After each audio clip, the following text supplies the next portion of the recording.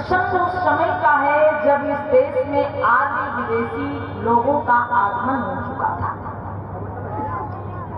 उस समय हमारा देश जो हर प्रकार से हरियाली खुशहाली से संपन्न हुआ करता था, आपस में भाईचारा हुआ करता था। यहाँ के मूल निवासी लोग राजा महाराजा हुआ करते थे, आपस में मिलजुल के रहा करते थे। आर्य विदेशी लोग जब इस देश में आए, यहाँ की हरियाली खुशहाली को देखा, उन्होंने विचार किया कि कैसे भी करके इस देश में अपनी शासन सत्ता होनी चाहिए। और वो आर्य विदेशी लोग कुछ ऐसा षड्यंत्र रचने लगे, कहीं किसी राजा को आपस में ही लड़ा दिया, कहीं किसी मूल निवासी राजा की हत्या कर दी, कहीं किसी राजा का राजपाट धोखे से छीन लिया। इस प्रकार से वो धीरे धीरे यहाँ पर अपनी शासन सत्ता स्थापित कर दी। एक दिन उन आर्य विदेशी लोगों की नजर पड़ती है राजा बलि पर, जो बहुत ही सुख में जीवन बिता रहे थे, जिनकी प्रजा बड़ी खुशहाल थी। वो आर्य विदेशी लोग आपस में सलाह करते हैं कि कैसे भी करके राजा बलि की धन धरती पर अपना कब्जा होना चाहिए। एक दिन वो आर्य विदेशी लोग आपस में कुछ विचार कर रहे हैं, कैसे भी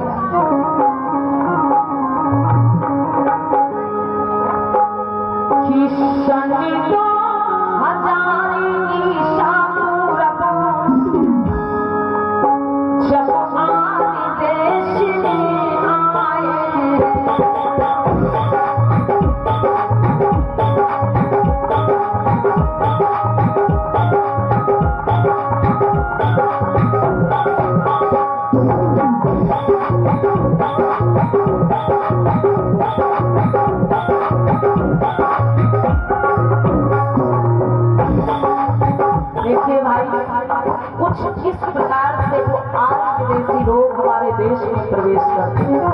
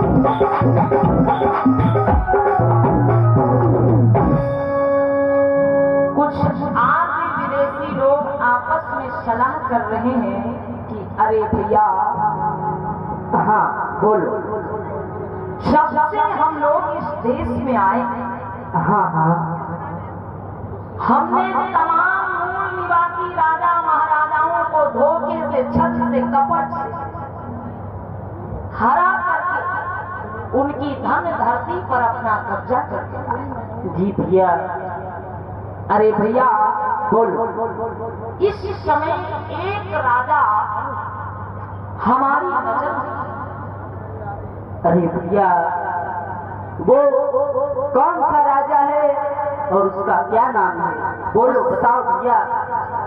उस राजा का नाम है राजा बलि। क्या? जो बहुत ही धनवान संपत्तिवान राजा है। हाँ हाँ। और हम चाहते हैं कैसे भी करके राजा बलि की धन धरती पर अपना कब्जा होना चाहिए।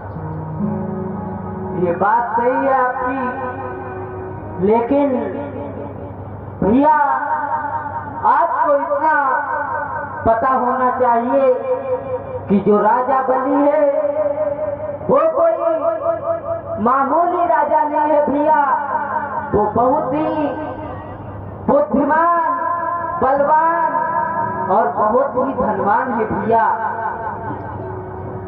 आपकी बात सही है। हाँ,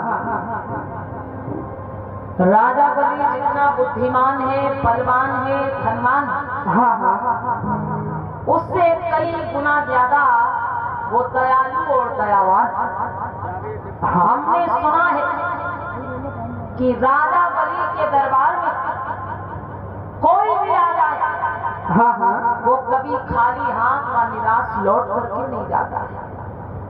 ये बात राजा बलि दीन दुखी गरीबों की बड़ी मदद करता है। हाँ, हम इसी बात का फायदा उठाएंगे और उस राजा बलि को छलने के लिए हम जाएंगे। क्या आप जाओगे? हाँ, अरे आप जाओगे, बहुत अच्छी बात है, लेकिन भैया इतना याद रहे, वो जो राजा बलि है वो बहुत ही बुद्धिमान है, बहुत ही होशियार है, बहुत ही चतुर चालाक है भैया। आप चिंता मत करिए, राजा बलि को छलने के लिए हम जाएंगे और हम सफल होकर ही वापस आएंगे। ठीक है भैया, जाइए, आप अवश्य सफल होंगे भैया।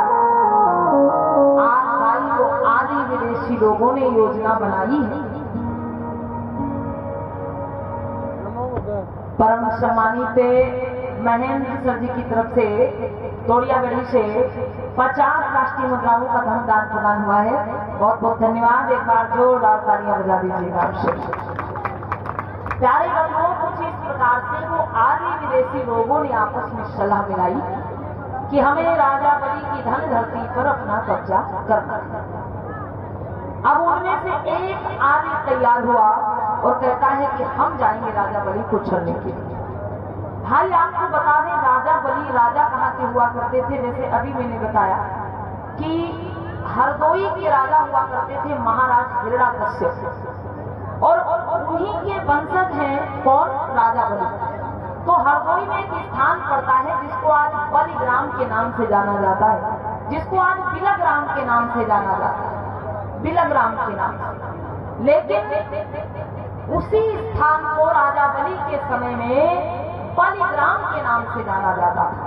राजा बलि के नाम पर ही वो नगर बसा हुआ था, जहां पर बड़ा सुख शांति के साथ में राजा बलि शासन कर रहे थे। और कैसे राजा बलि शासन कर रहे हैं, आइए ध्यान देते हैं।